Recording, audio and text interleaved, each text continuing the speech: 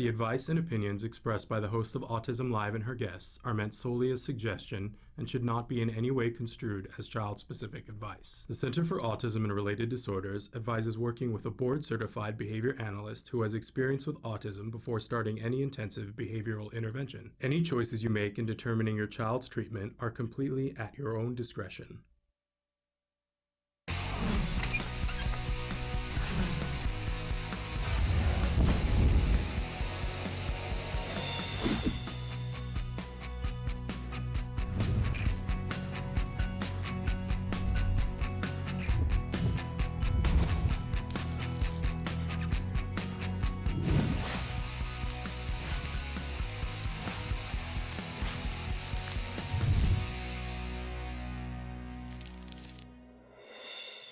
Good morning and welcome to Autism Live. You thought we were never going to get live, didn't you? We've had a couple of interesting days, technically speaking. But we're here, we're live, it's Thursday, and I'm so excited to be here with you. I'm Shannon Penrod, and I'm going to be your host for the next hour. We're going to be live. We're coming to you from the Warner Center in Woodland Hills, California. This is the home for Autism Live. It is also the home for the Center for Autism and Related Disorders. And today's a really good day because you know how some days you're just like, oh, everything's hard. And it's been like that for I want to know what's in retrograde. Something like we had such difficult time yesterday morning up till today. And you know what? Then I came in this morning and I had forgotten. I was like, so who's on the show today? And I looked and I saw who was on the show and I was like, yay! Because honestly, a couple of my favorite people are on the show today and it just made me so happy. And that just makes everything so much easier, right? It doesn't matter how hard things are because we've got good people on the show. And of course, I'm talking about Larry Hauser and his son Boyd. They're going to be in here in a little while and that just makes my face hurt. So thrilled that that's what we're doing. So before that, because that's a little bit later on in the hour, we want to make sure now, throughout the whole hour, we want to make sure that you know that this is meant to be interactive. We want to hear from you. We want to know your thoughts, your feelings, your questions, your concerns. Did you come today just so that you could see Boyd and see Larry? Then write in and tell us so.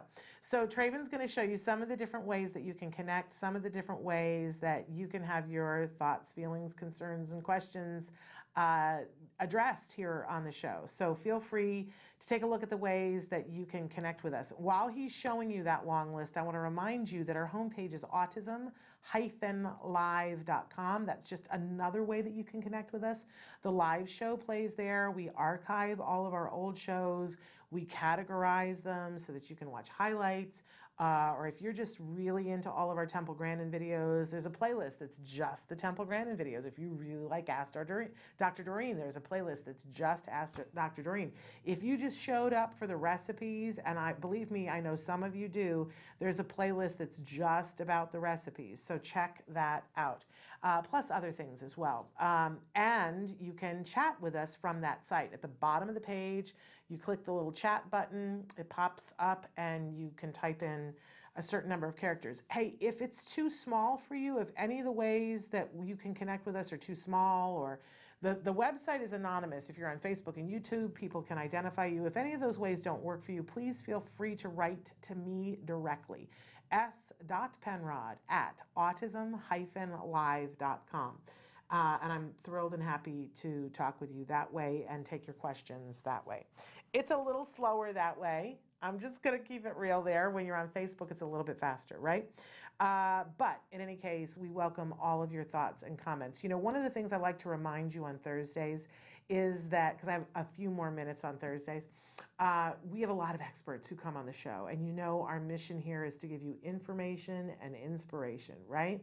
We want to serve it up to you nice and warm and make you feel like you belong here with us, because you do. Because we're reaching out to the greater autism, the larger autism community. That means the folks who are on the spectrum, but also the people who love them. The moms, the dads, the aunts, the uncles, the teachers, the therapists, everybody in the community who cares about individuals who are on the autism spectrum. We're the larger autism community. And that's really who we're talking to here today. We know it's not a one-size-fits-all, right? And we bring in those experts to talk to you about that. I just want to be clear that I am not an expert in the field of autism. Not at all. I like to now say 10 years covering this from a journalistic vantage point and 14 years being a mom of somebody who was diagnosed on the spectrum. Do I have an informed opinion? Yes, I do. And I don't need to always share it, but if you want my informed opinion, I'm happy to, but I'm not an expert. Let's be 100% clear about that. But I am a loudmouth, and I care passionately about everyone in that larger autism community. And hey, look, we are not all going to agree all the time, right? That's just not a possibility. Anytime you get a big, diverse group of people together expecting complete agreement on anything is really, not possible. But I think maybe there's one thing that we agree about, and that's that individuals who are on the autism spectrum have a right to the dignity and the respect and the employment and help and support and services that we're all aware of. We may disagree about what that looks like, but that's okay. We're moving in that direction together. So you know what I always say, si se puede, and we hold hands to be able to do that. I'm here for you as a person who cares deeply and wants to connect people. I don't have the answers, but I know some people who have this answer and some people who have that answer, and let's put ourselves all together and find the things that we need for every individual. How's that sound? That's what I'm about today. So on Thursdays, we like to start the program with something we fondly refer to as the jargon of the day. I know that this is a really popular part of the show for you guys and for us as well. And we've had a lot of people writing in lately asking for very specific things. They're like, hey, this one's not in your playlist. Can you add this one in? So this was a request today for our jargon of the day. And just to go over this, what we do when we do jargon of the day, first we give you the actual definition, which often we make fun of because, it's available. And then we give you a working definition and usually an example, hopefully helping you to get to the point where you have a beginning understanding. Don't get worried if you don't get it right away, because it'll get clearer and clearer the more you see examples of it. So today's requested term is RBT. Don't you love alphabet land? Isn't it like your most comfortable place? Because we don't have enough new things to learn, but we have to learn all of these different alphabet things, right? So what does RBT stand for? Well, it actually stands for Registered Behavior Technician. And what is that? What on earth is that? So let's go to our working definition here, Traven. We're still, work definition, an individual who has been certified to show they understand the basic tenets of applied behavior analysis. So when you have an individual who's on the autism spectrum and you have decided, or they have decided, that there is a skill deficit of any kind, and we want to help them to either work around that skill deficit or learn the skill that they are missing or that they are behind in, right? We know that one of the greatest teaching tools, if not the greatest teaching tool that there is applied behavior analysis. Now, I just want to remind everybody that ABA, applied behavior analysis, does work for autism. It's been demonstrated widely to work with individuals of all abilities, right? At all different ages, this has been demonstrated. But it just so happens that ABA is not an autism technique. It is something that's been around for a really long time. It's a psychology of behavior and how to change and shape behavior. And not only for humans, by the way, but for all living creatures. And everybody goes, oh, we're talking about dogs. Not necessarily, because applied behavior analysis to some extent works with plants too, because it's a teaching tool and it shapes behavior. And anything that engages in behavior, whether it's a fish, and plants engage in behavior, they do, right? ABA has been found to be effective on anything that engages in behavior, in shaping that behavior to learn something new. So, and this is all people, by the way, on the spectrum, not on the spectrum. You go to look at a pro athlete who is at the top of their field and you ask, how did you get where you are? Oh, I had coaches. And if you go to the coaches and say, what kind of techniques do you use to get your athletes to be these pro athletes or these Olympic athletes? And they will tell you they're using some version of ABA. You go to a business that like they have their employees are working at maximum efficiency and are very happy, and you ask, how did you get that? You will somehow filter down to find they were using the principles of ABA to shape behavior to be productive. And for people to be happy too, by the way. That's another part of ABA. It just so happens that for the last 30 some odd years, 32 years, because the first study was published 30, 42 years ago, I can't do the math, but showing that ABA was effective working with individuals on the autism spectrum. Now, not to give you a big history lesson, but it took a lot of time to get to the point where insurance would cover ABA. It's just been in the last 10 years that insurance has started to cover ABA, and just in the last 5 years that it started to cover it widely. Why? Why suddenly is ABA covered now by insurance? Because ABA was able to prove that it was effective. So if you are a person who loves a person on the spectrum, or you're a person on the spectrum and you're wanting to learn a new skill, ABA is a very viable choice because it works and because you have funding for it. Great, wonderful. So who's going to do that therapy? Well, it may be that you get an RBT. We've talked before on the show about a BCBA, a board certified behavior analyst, that often they're the people designing the program, but who's the coach who actually does the work? A lot of times it's an RBT. So they hire therapists to come in, and these are people from all different walks of life. Some of them have a psychology background, some of them don't. One of my favorite therapists was studying to be a musical therapist, to do musical therapy. She came in and she learned ABA. Now, insurance, because it's paying for these therapists now, likes for them to have designations that prove that they know what they're doing, even if they're just a beginning therapist. So a registered behavior technician is often a designation that a fairly new therapist, they come in, they get the first basic training, and then they have to prove that they understand these things. So they will take a class that's pretty extensive, and then they will take a test, and I believe that there's some mentorship that goes along with it as well. But they get the certification, and it means that they are registered, that they understand ABA, which is great. And I went to the trouble to explain all this to you because a lot of times parents, this young person comes in the door and you go, who is this person who's going to be working with my kid? I remember the second therapist who ever came to our door was this young man who looked like he was 12. He wasn't. He was 19, but he looked like he was 12. And I remember opening the door and taking one look at him, and I was like, thank you, we get the newspaper, we get the LA Times already, and I started to close the door. I thought he was the paper boy. He was not. He was a therapist. And he was like, ma'am, excuse me, I'm your therapist. I have an appointment. I'm here to work with your son. And I was like, they're sending children? What is this child going to teach me about parenting? Why are they sending children? And I think it's really sort of a normal thing as a parent that you go, come on, what do these young people know? Well, they know a lot. And if you ask them, what are your qualifications? And if somebody says to you that they're a registered behavior technician, then you know that they've already jumped through some hoops and they've been able to demonstrate their knowledge in ABA. You can also get this certification as a parent. RBT wasn't available when my child was first starting therapy, but the coursework was available as we were finishing. And I did the coursework. I have to be honest with you that I did not go to all the trouble to do all the other things I had to do to become an RBT.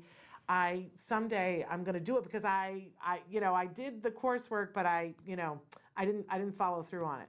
I will warn you that on Monday we are going to take on the other one, which is BCAT, and I studied for that and took the test and passed the BCAT.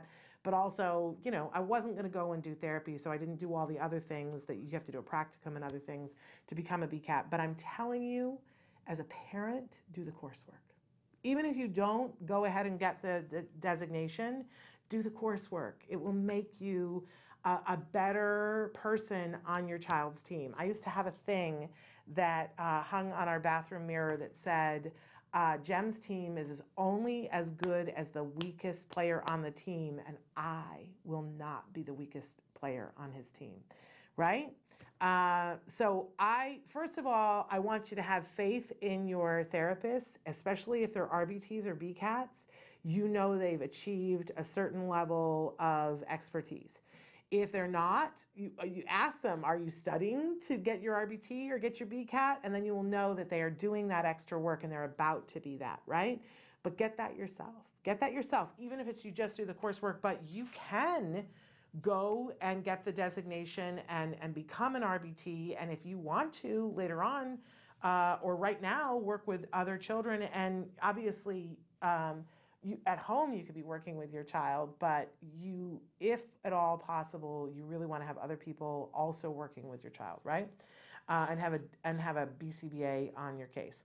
So RBT, it's a really good thing, and we will address on Monday BCAT because you guys asked for it. So moving on, our question of the day. All right, I got all these questions that I have reasons that I want to know. So our question today is, what is your favorite place to shop?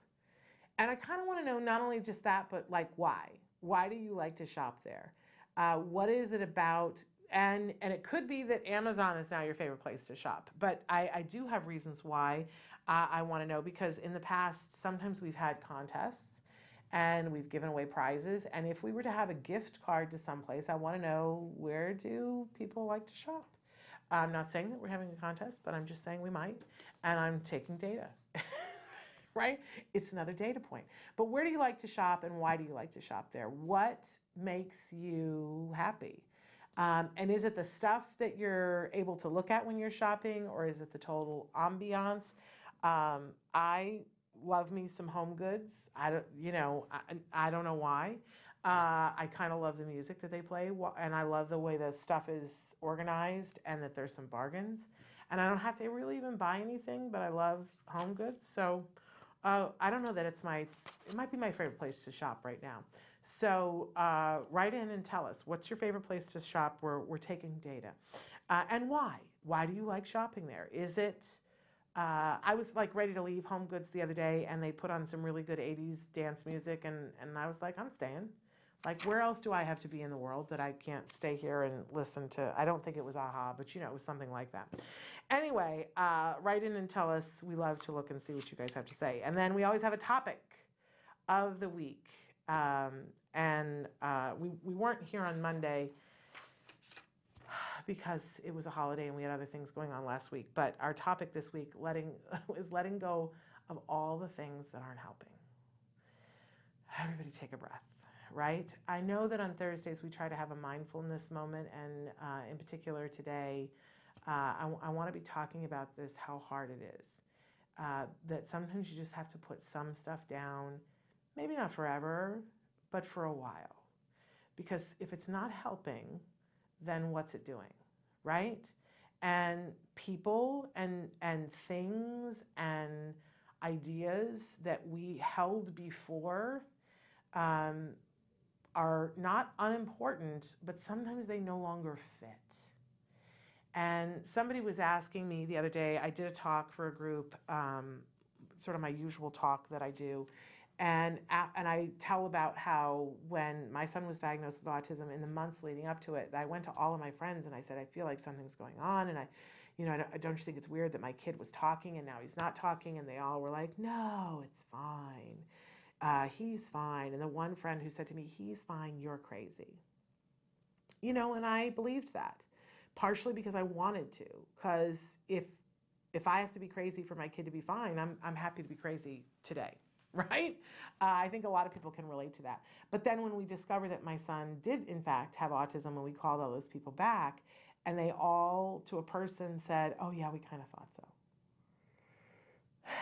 And I was like, then why didn't you say so? And they almost all of them said, well, I didn't want to hurt your feelings. I didn't want to upset you. I didn't want to rock the boat. What do I know? The one friend who said, I didn't want to be the one to take away your happiness. And, I heard all those things, but it meant, at one point they said, oh, well, we were talking, and there was a group of us, and we were talking about who was going to be the one who was going to tell you. And that for sure was not helpful to me, to know that there was a group of people sitting over there talking about me and my kid without having the courage to tell us was not helpful to me, because it meant that I couldn't trust anymore to go to them and know that they were going to tell me the truth, right? And I couldn't, my pediatrician had not caught it, and I couldn't trust them. And I couldn't trust myself anymore, because in the moment I had said, oh, I'll believe them because they said everything is fine. I wasn't willing to face what was in front of me. So I couldn't trust myself anymore. And it was really, really hard. And I was telling this story and saying, I think it's a pretty common tale. And then afterwards, in a break, somebody said to me, are you still friends with all those friends? And I said, gosh, I hadn't really thought about it, that some of them I stayed friends with for a long time, but kind of really not very many of them am I friends with anymore. And not that it's not like there's any animosity or anything, but they're just not, the people that are the fabric of your life anymore. And I said, this was one of the hardest lessons for me, is that when things change, everything doesn't fit anymore. And it's okay to say, this doesn't fit anymore. It's not that you're saying this person is bad or wrong, but you're saying, this is what's important to me, and I got to focus on this. And if this doesn't fit with this, then no. We had one friend who was constantly like, well, I don't understand, why you can't just cancel therapy to do this, and why can't you, it doesn't fit my life that you're busy now with therapy, basically is what it came down to. And what am I going to do with that? I'm going to, say, oh, you're right. So let's make it about you, and I'll cancel my son's therapy so that we can have, because basically, there were things that she wanted us to go do that I was busy. And I'm not going to change that to fit her life, right? And the fact that she would be angry with me about it made it so that, us being close friends and doing things together didn't stay. And it's hard. But I would ask you today, what isn't working right now in your life? What aspects? We're at a very busy time in our life right now. My son is home for a year and a half, and it's a busy year and a half.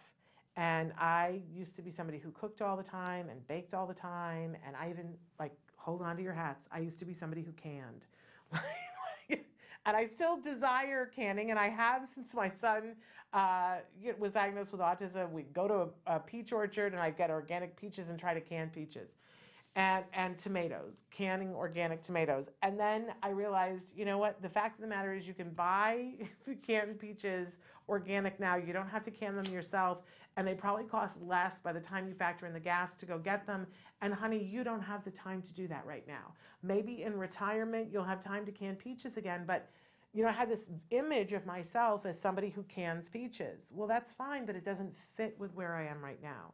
So it can be little things like that, or it can be big things, like people. But at a certain point, you got to look at what is here and now and what fits, and everything else you can let go of. I can tell you from experience that sometimes it comes back when things change again, and that's okay too. You don't have to let things go and go, well, that's it forever.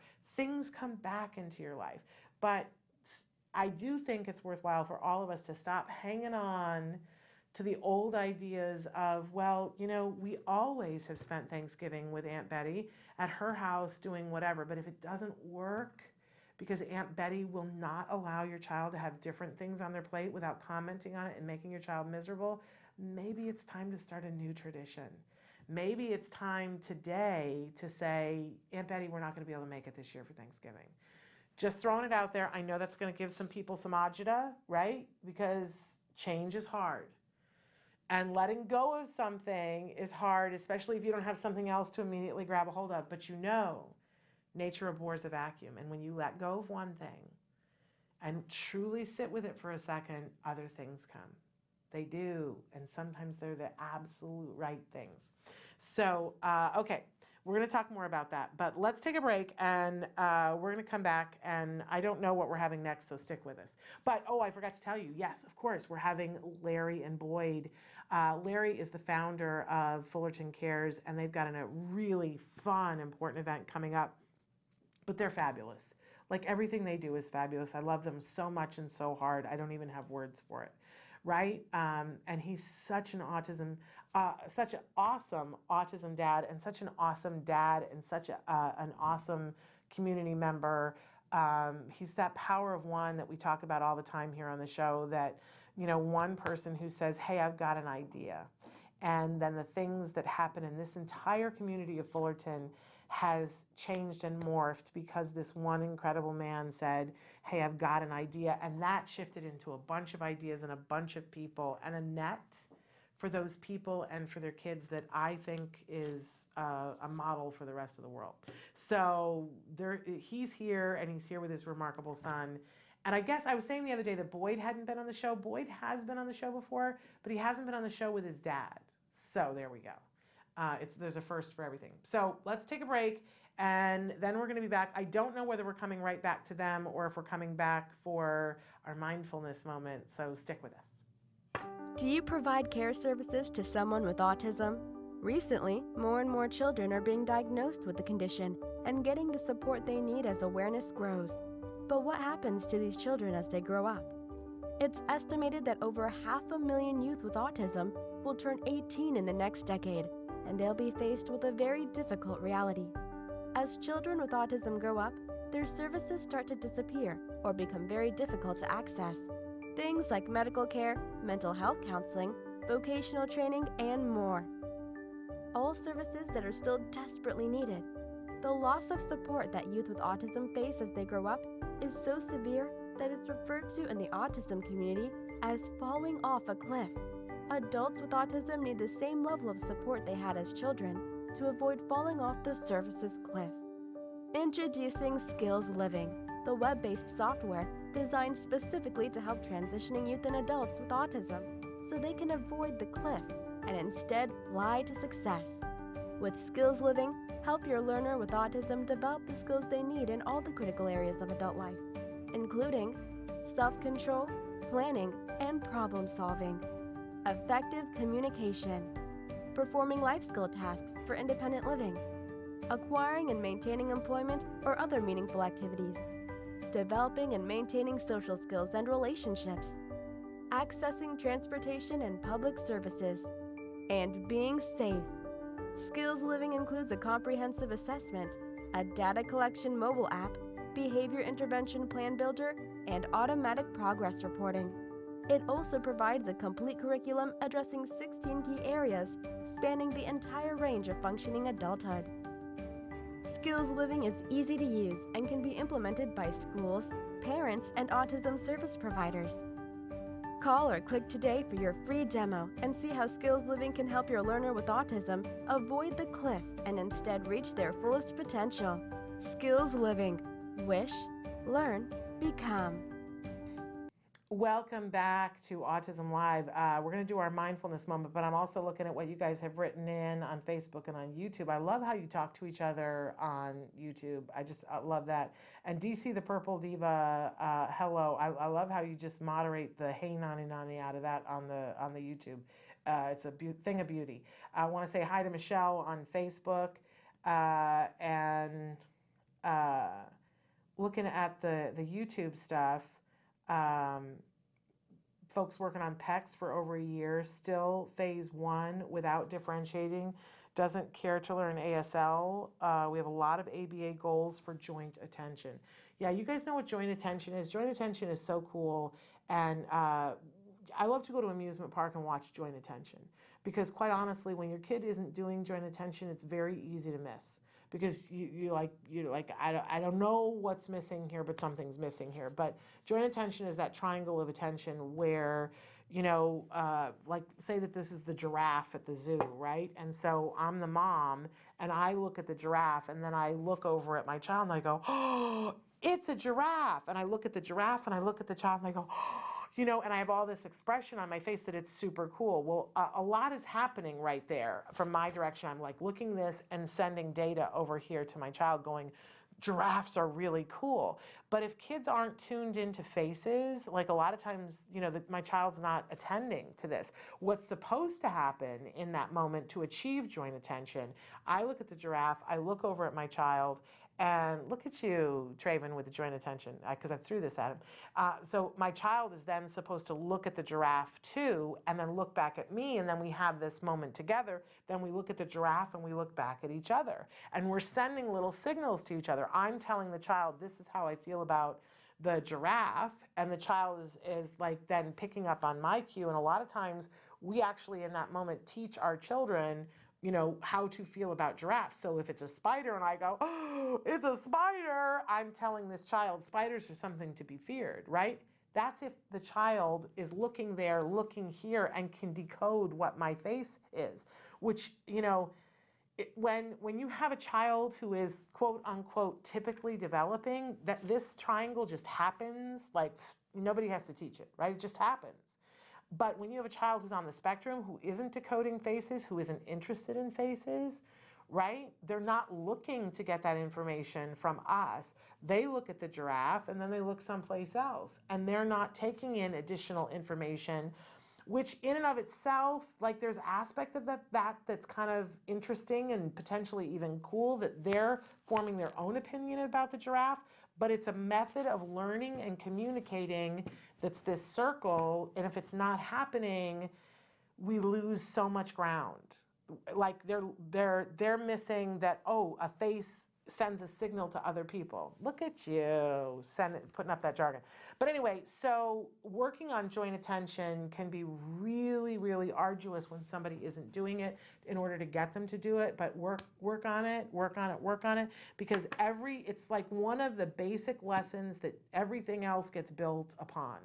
And because it's going to be very hard to progress in PECs until we can get that center of attention. You like think about a classroom where the teacher says, let's all look at the bulletin board, or let's look at the, you know, that now they have those smart boards, right? Let's all look at the smart board where it says there. And if the child isn't going to orient and then look at the teacher and that joint attention, who's going to make it harder? It's not impossible, right? Because we can move the child to a Khan Academy sort of format where it's a video that plays, but I'm just saying a lot is lost in translation if we don't have that joint attention. So I feel you that you feel a little stuck there working on it, but it's such a worthwhile thing. And thank you. Somebody says, I'm so happy I found your videos really helped me bridge the gap. I was struggling with friends' negative opinions of ABA and the big gains I'm already seeing, and he's only been going to CARD for 6 months. So I'm so thrilled to hear that you're at CARD, and those gains are there. And your friends will be naysayers, and that kind of goes in line with what I wanted to talk about for the mindfulness moment in our topic today, which is letting go of things that aren't helpful.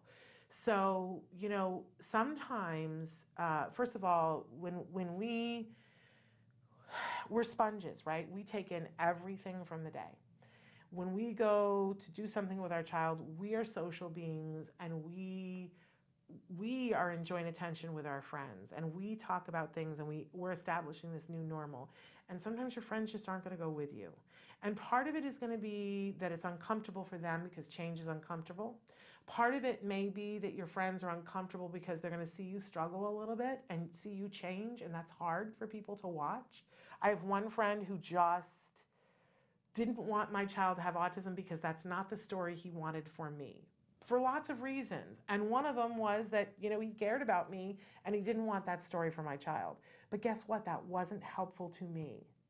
It wasn't, because I did have a child with autism as much as he didn't want it to be. And he would say things to me like, I don't think he really has autism. Not helpful to me. Not helpful to me. So you need to be able to, it's like, you know, going bargain shopping, right? And you got this big bin of things and you hold them up and you go, is this something that's worth it for me? And you look at the price tag of it and you go, you know, if it was $3 cheaper, this would be worth it, but it's not. So you put it back, right? And this is kind of what you have to do with your life, is take a second, hold stuff up and go, is this useful to me right now? No, it's not. So I'm not going to argue this, because it wasn't going to matter what I said to my friend.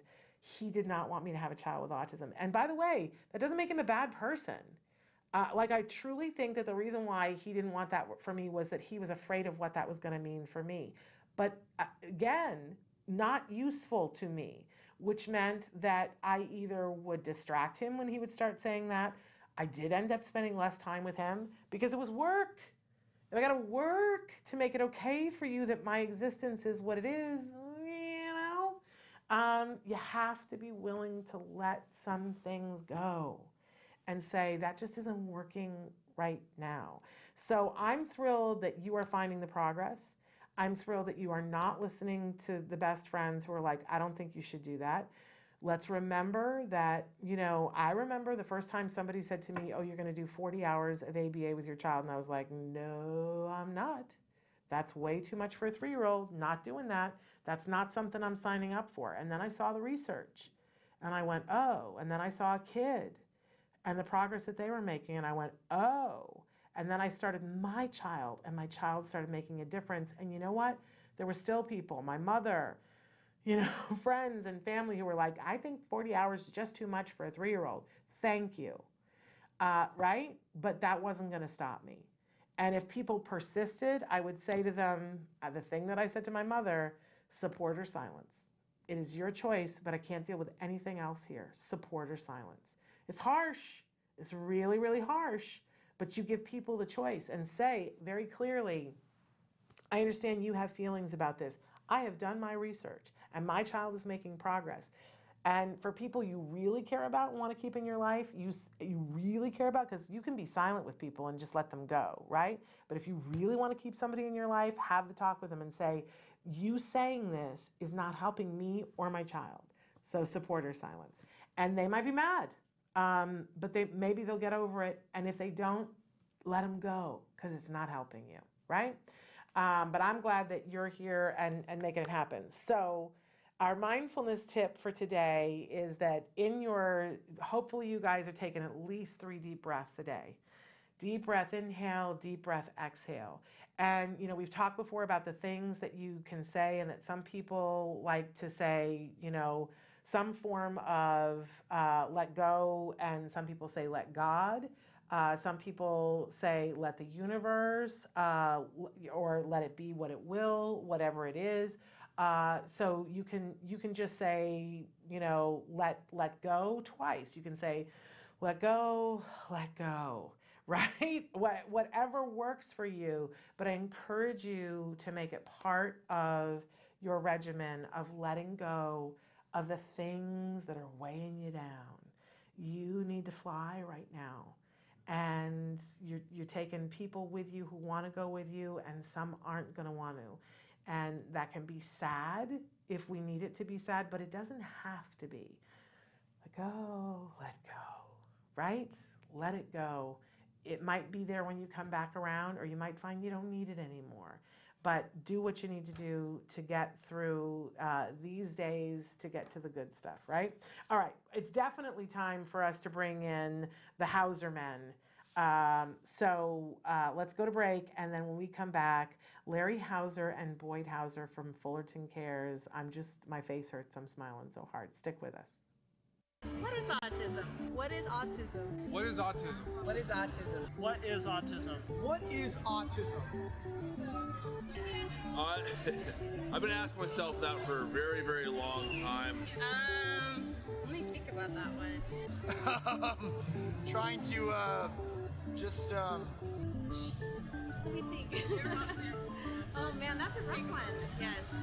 Autism, Autism is a neurological disorder that affects many of our kids in different ways. It's a learning disability that affects the cognitive functions of the brain. A lot of people have the misconception that it's a disability, and it's really not. I look at it as like a special gift.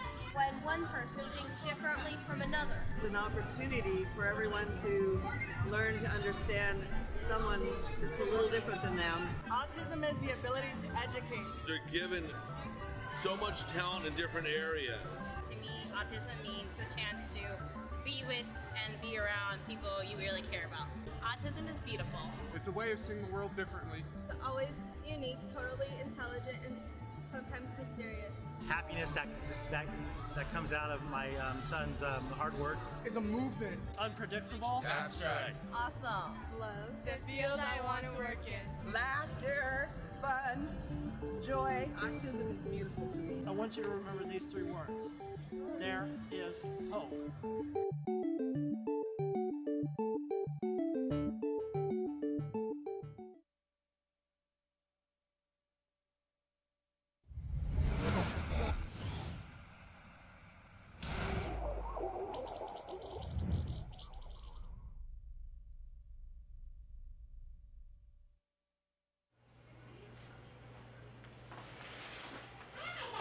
You just go like this. Can you see me? Puedes mirarme aquí? Okay. Hi, I'm Rebecca Ishida. Say hi, Ethan. Hi. My son was diagnosed with autism in November 2004. With Ethan, almost immediately, we noticed things that were troublesome, that he just didn't sleep. He would vomit in the crib. There were a lot of sensory issues. Then he'd have like 20 of the trains lined up, and if you came in and took one train out, just meltdown completely. Guttural instinct is to think that there's nothing wrong. Who wants to look at their child and go, there's something wrong with that child? You don't. You always want to see the best in your child. Will my kid be able to go to school? Will he interact with his peers? Will he be able to have a healthy relationship? Will he get married? I really thought that autism was like a death sentence. A lot of hope was given to me through CARD. This was my third agency and the best agency we had. And there was no way in the world I was going to give up CARD because of the gains I saw Ethan was having. You did it! And I remember when Doreen saw us for the evaluation, she says, but by the time he's 6, he will be recovered. And that's exactly what happened. I'll fix that.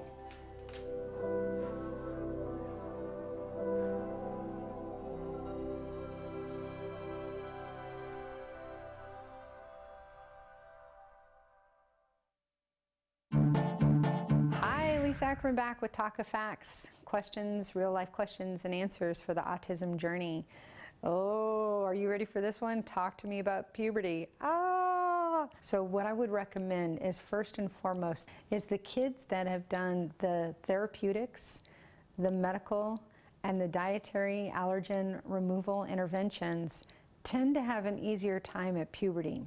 Seizures are really common for children on the spectrum, more than neurotypical populations, and they're especially most common right at or about puberty time. So it's extremely important, even if you have a 10-year-old, that you've already done an EEG, that you consider before they go through puberty to get a second EEG done. Just because you have one clean EEG with no abnormal brain activity or seizure activity, you need to do another one prior to puberty. That's one of the most common calls we get with teens on the spectrum, is they are often experiencing a seizure for what their family thinks is the first time.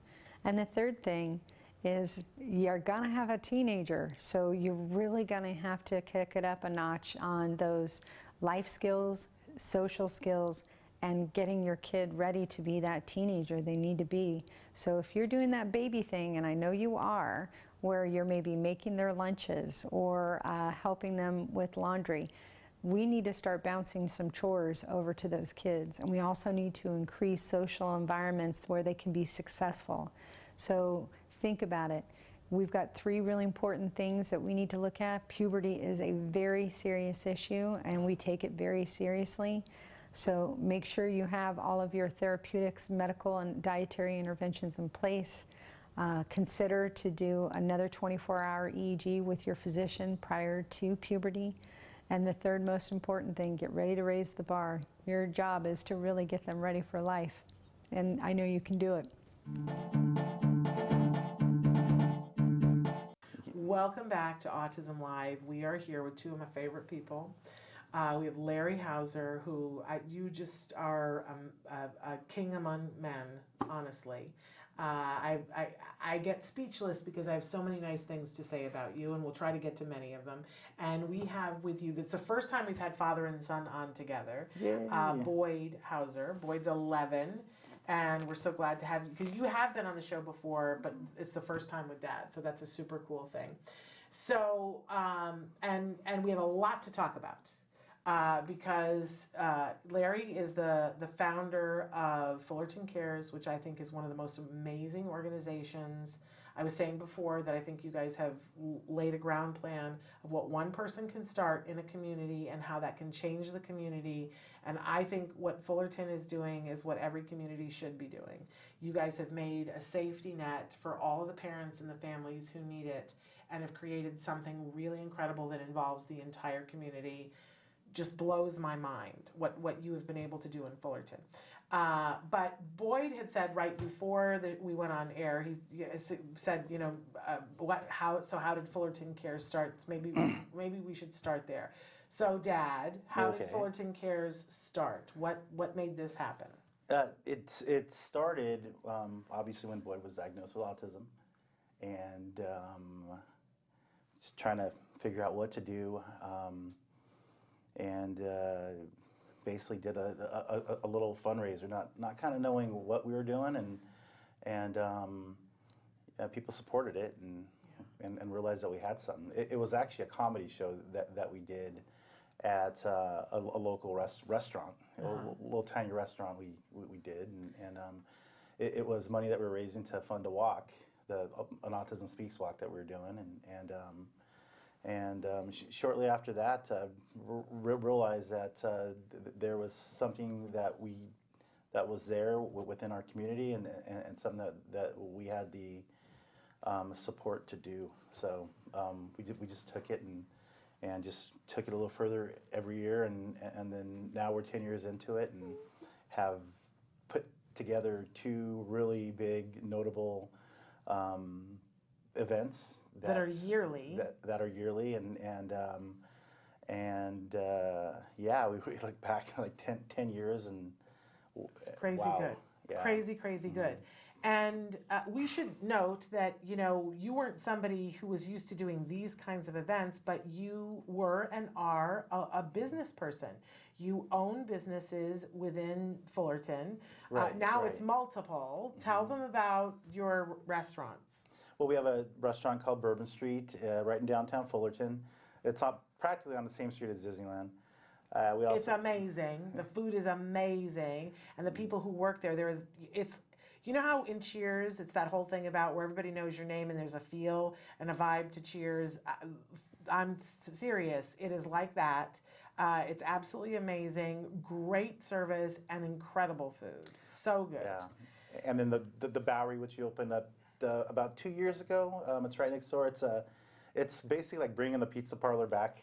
I love it. A nice hipster style pizza place that is really family oriented. Incredible places. So you guys, they're right in the train station parking lot. Fullerton train station parking lot. And it's just down the street from Disneyland. So if you are going to Disneyland, and a lot of times you go to Disneyland and you go, we don't want to eat at the park. We're done. We're leaving. We're going back to the hotel. You should put that into your little, ways to go to Bourbon Street, and then you'll get to either one. You can choose pizza or go to the Bourbon Street, but you should do that. Right. And go in and say, hey, I saw them on Autism Live, right? So make sure you do that because it's the thing to do. Right. Absolutely love it.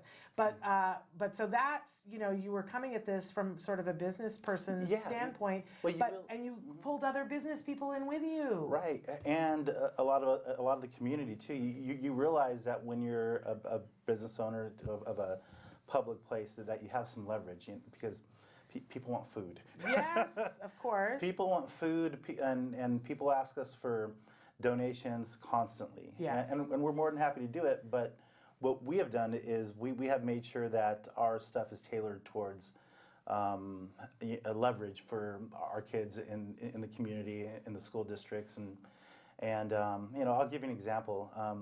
A PTA would ask me for a donation or food, and I'll be more than happy to do that, but only if your people, your parents volunteer at the Mardi Gras for autism. There we go.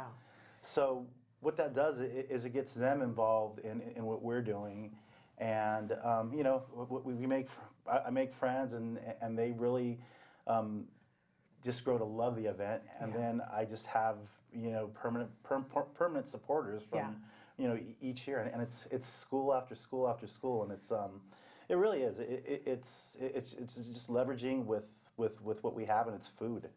Well, and out of that, you've got 2 huge events, one of which is coming up and we're going to talk about. But there are lots of different ways that you guys give back to the school district. You do a lot of things to help the community. You've been able to create a sensory garden at one of the schools. You've been able to fund all of the special needs classrooms, all of their wish list for the things that they've wanted. You are a huge source of support for the entire community.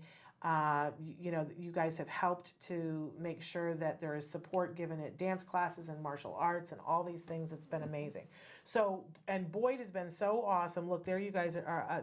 There's the Mardi Gras for Autism, one of my favorite events of the year. But so, Boyd, you're 11, and a lot of this started, you were too young to know about, but now at 11, I want to know, what do you think about all the nice things that Fullerton Cares does for kids with and without autism? Like, they do, like, there's a Mardi Gras, there's like a sensory, there's a good one you can do.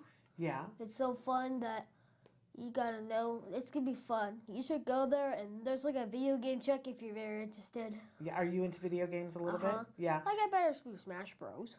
Okay, all right. And I know that you are, I hear that you're a little bit into martial arts too. Are you good at it? I'm pretty good. Yeah, all right. I believe that.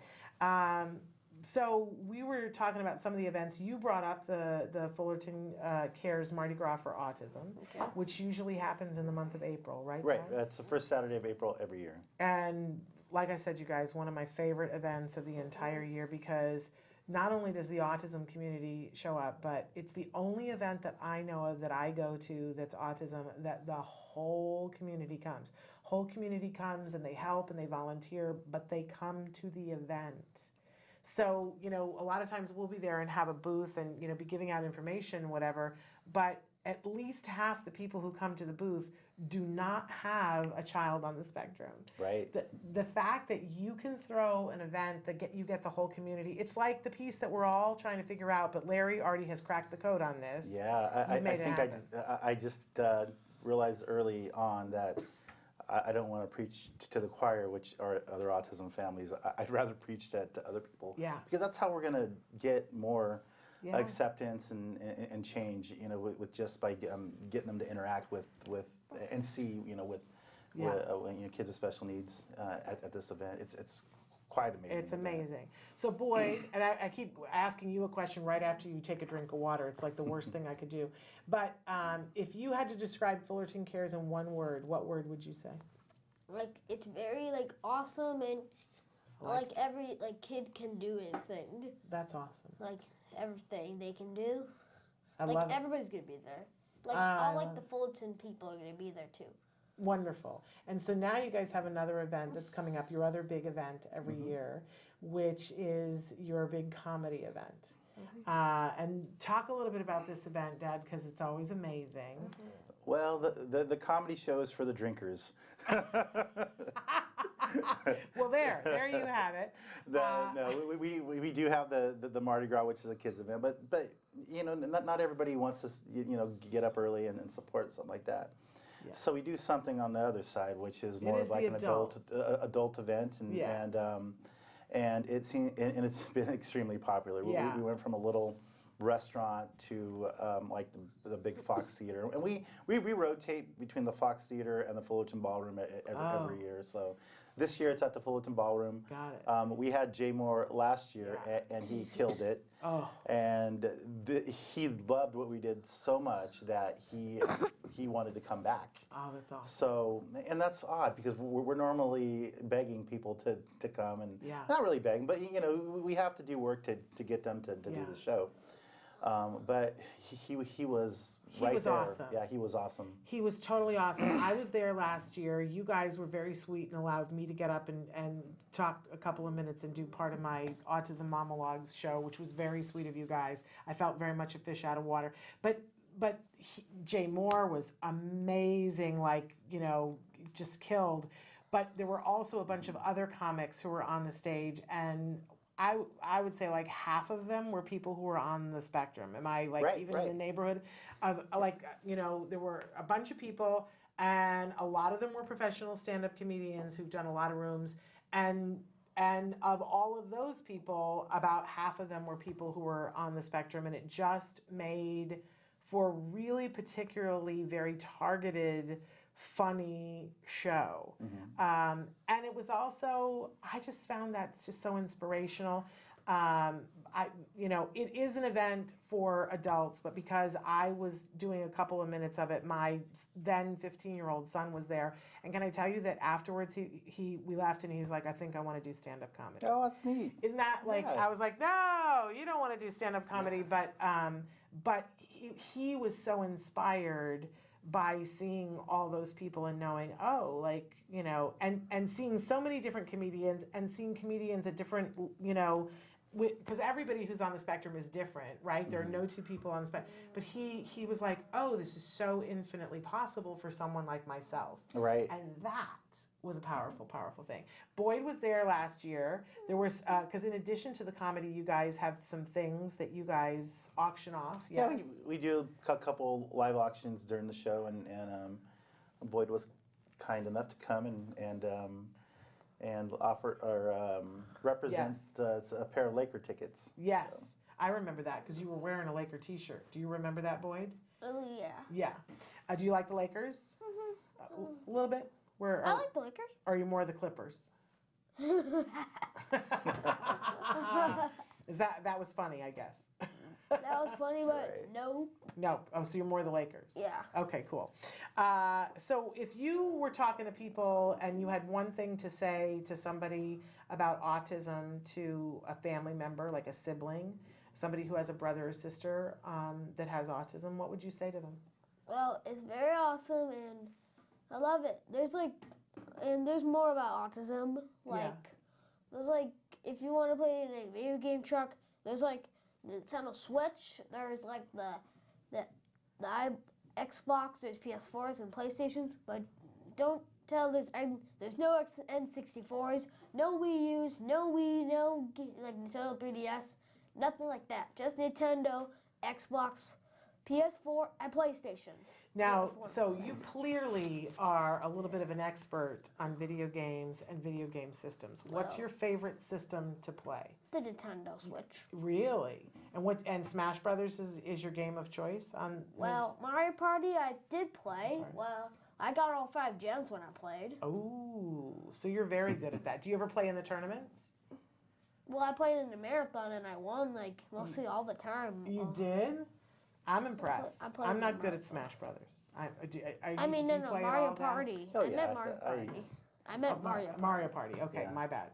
I've never played Mario Party. I should try it. You should. You should try it. Okay. It's fun. All right, something to try. So, but back to the comedy show. So we know that you got Jay again this year. Who else is on your lineup? Do we know? George Perez again. He's awesome. He's been with us since day one. So there's. Yeah. He's a mainstay, and Keith Reeves will be there again. Awesome. He's obviously on the spectrum. Yeah. And I think what we're going to do is change it up a little bit and actually try to get Keith to actually host. Oh, so he'll be on stage a lot more, very cool. And we have a couple more that we're going to announce. Okay. Well, I can't wait to hear what are the particulars of the event. When is it? And we got to go over again where it is again because it's the ballroom, but I don't know where that is. So the ballroom is this little hidden gem that's right above Bourbon Street and the Bowery. So it's in the train station parking lot, the Fullerton train station parking lot, and it's upstairs. Oh. And it's a room that very historic. I feel like I've been in there before. Now that you say that, I think you have. Yeah. I feel like I have, maybe for a kickoff thing or something. Maybe. Really cool room. Lots of great ambiance. Very, very much so. So okay. We'll have things going on at Bourbon Street, some live entertainment over at the Bowery. Okay. And so people could come early, go to dinner. Absolutely. And then go upstairs for the event. And we'll have live entertainment. Okay. At the beginning. So what time is the comedy event starting, and what date? Did you tell me already? It starts at 7 o'clock, and it is November 16th. It's on a Saturday. On a Saturday. Okay, because usually you do it on a Thursday or something, right? Right, Friday? right. Okay, so that makes better sense on a Saturday. Okay, it's a go out kind of night. Right. So the comedy starts at 7? Comedy starts at 7, right? Okay. Show starts at 7. So you could go early, go to dinner, enjoy yourself, then go on upstairs. Right. I would definitely suggest to come early and enjoy what we have going on downstairs. And it's a wild, raucous night of laughing. you have such a good group of people too that attend these events. Like, we do. The whole city comes out. The school district board members, superintendent, the city council, mayor. We even have assembly people that come to the event. So, highly visible, and we're just extremely lucky. It's I awesome. don't think it's so much about luck as that you're doing the right thing. It's that phrase about the harder the work, the luckier we got. The harder you work, the luckier you get. I really think you guys are hard. You work hard, and you're really smart, and you're doing the right thing. So I think it looks like luck, but I think it's more the rest of it. And we should note, I want to make sure that people understand that this is an adult event. There will be adult language used. There will be adult topics used. You've had Andy Dick be the person before. Right. And Jay, I think Jay is totally capable of working clean, but this is not a time when he's like being a clean comic. There are adult subjects being discussed. This is like if you were going to go to a comedy club. To the improv, right. Right. Just like in the improv. So very, very adult conversations, even though And I just don't want to mislead people. My son was in the room for part of it, and your son was in the room for part of it, but normally you would not take a young person, and they weren't in there for the whole time, so this is adults. Leave your kids at home, get the babysitter, have the in-laws watch them. Go ahead. We have a lot of local craft beer breweries that get involved, so we'll have really good product to offer our customers and food. People will tip a few. Right. That will be the thing to do. And so important that you guys do this event, but you're raising money for all kinds of things. Give them an idea of some of the things that you guys raise money for. Well, like you had mentioned earlier, we put in a sensory. We pretty much fulfill all the needs for all the classrooms in Fullerton School District. $1,000, to start off the school year, and a lot of the donor choose stuff that they put in for will come in and fund it. We've also put in a sensory room, sensory garden, and a lot of it funds our gigantic event, which is a Mardi Gras for autism, and that event is just one of those things that has a reach that's middle America really. People reference it all the time. We get emails all the time about advising on that sort of event, and how do you do it, and I'm always more than happy to tell them how. You got to write that book, though, Larry. You got to write that book about how to have an event that gets the whole world, not just the autism community, to come. And that's not the title of it, obviously, but it's got to be something along. I was just talking to my wife. Sorry to interrupt, but no. And I was like, we've done what we've set out to do.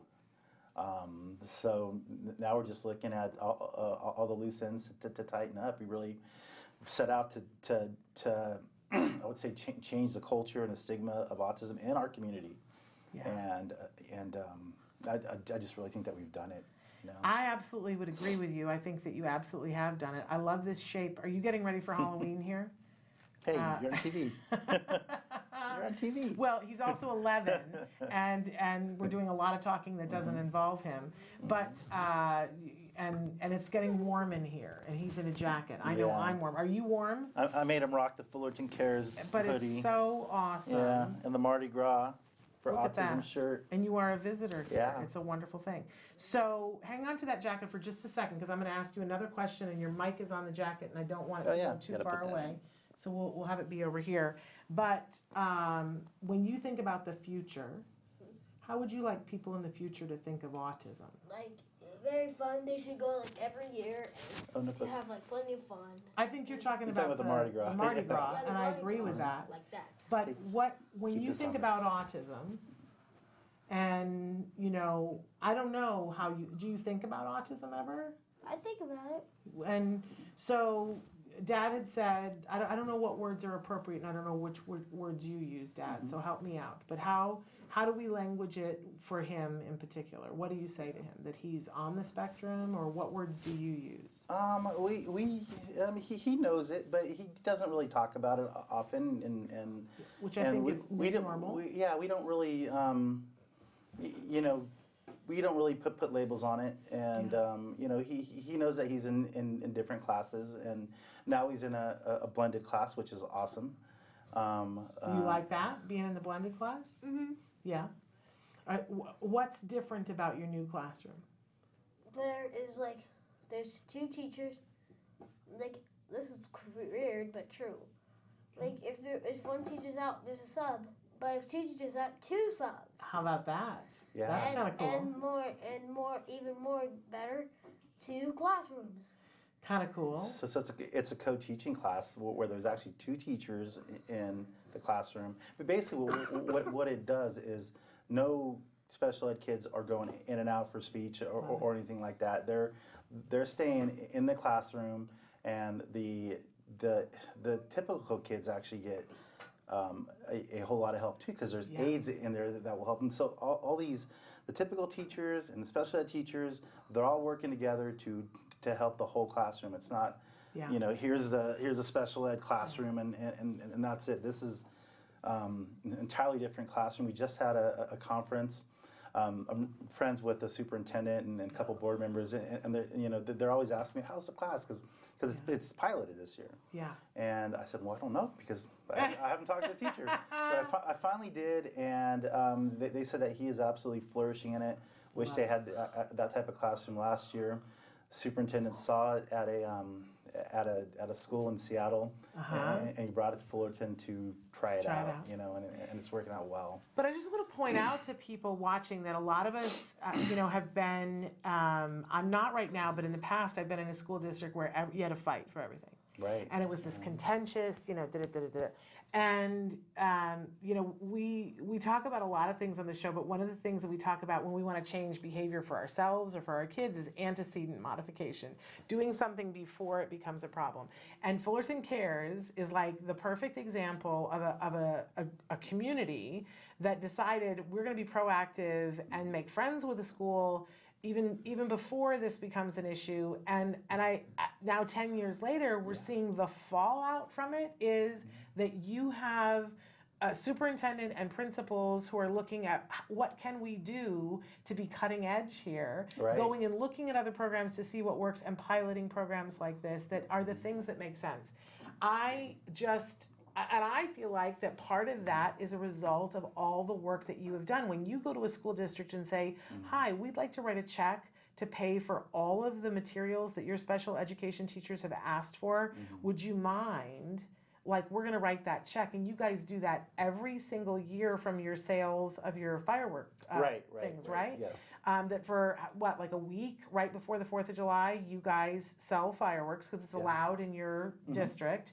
And which I've noticed too, that's multi-layered too, because it's not just you guys selling fireworks. I've talked to families who are like, yeah, I didn't really know how to connect with my community, and then I saw that there was a thing of I could volunteer to go work at the firework booth, and I made all the friends I needed to be able to know the things. So it's fellowship, that people are working the booth together and learning things and finding out about stuff while they're making a difference and feeling good about things. And then the check gets written to the school. Let's talk about how amazing that is. But the difference that must make with the school district, the fact that your superintendent comes to your events, like that in and of itself is, and you know, over the years, the people that you've sent to have us on the show, that like the dentist, the local dentist comes and talks on the show to support, that not only does she support your events, but she does, he's fine. She does programs that are just for kiddos on the spectrum. Yeah, and that's what's so special about her in that event, and it all started at the Mardi Gras event. I used to beg a hot dog guy to come to the Mardi Gras event. Now it's like once I put it out there, the spots are gone very quickly, and I vet these vendors too to make sure they are quality vendors, and not just imposters with trying to get some different angle on publicity, you know. So you know, the families really coming to this event and getting some just some quality autism related information, and that's what makes the event so strong, you know. I tell you, but the group itself is just amazing, and what you guys do for the community is absolutely amazing. I just looked at the clock and realized that we've gone 15 minutes past when the show is supposed to be over, because I can't stop talking to you guys. Anyway, thank you, because nobody needs a tag in their shirt, right? Boyd, you're amazing. I think you're awesome. Thank you. And I think that you're such a good example of a fabulous young man who's doing things and going places. Have you thought about what you're going to do when you grow up? Not yet, but I have plenty of time to think of it. You do have plenty of time to think about it. What do you want to be? Do you know? A boss at Bowery and Berman, just like my dad over here. So you're going to work with your dad? Do you ever sometimes now work? He wants to be the boss. Well, of course. Who doesn't want to be the boss? It's good to be the boss. Yeah. Do you ever work for Dad now? Do you do small jobs for Dad? Well, I don't really go to work because. Well, you did go to work. So, he's like a genius in math practically, and he's doing math beyond his grade level. Wow. But at a very young age, I think it was like 4. He was counting my stacks of change, and putting all the ones and 25s. Wait, what age was that? And the 5. I think you're like 4. Wow. But that's what he would like to do, So I just had him, okay, here, count the change and organize the change and he's been working at Bourbon Street his whole life. He probably doesn't know it. He probably just thinks it's normal life to him. But he's definitely developed some good skills just by being there. I love that he wants to come and work with Dad. What a wonderful thing. So it'll be Bourbon Street and Sons. Whoa. Wait, did I sack it? What did I do when I was 4? You were counting money and stacking it and sorting it. On the first try? Probably. I counted it right? Yeah, you remember. You remember you were counted super duper smart. Did I know how many there is? Yeah, 25s, ones. You know what they say in Boston? They say wicked smart. Who taught me how to count? Smart. Who taught me how to count? You did. You taught yourself. How about that? Well, in any case, we've gone way over, but you guys are such a treat and such a delight, and we love all of you, but thank you. Thank you for being the awesome Uber guy that you are and the awesome dad that you are, because I know for a fact that you have changed the playing field in Fullerton and that people are watching. So thank you. We get misty. But we're out of time. I gotta say, yes, tomorrow. On the show, tomorrow, Let's Talk Autism with Shannon and Nancy. We have the amazing Melanie Gertzman from the Blue Laces Theater Company in New York City.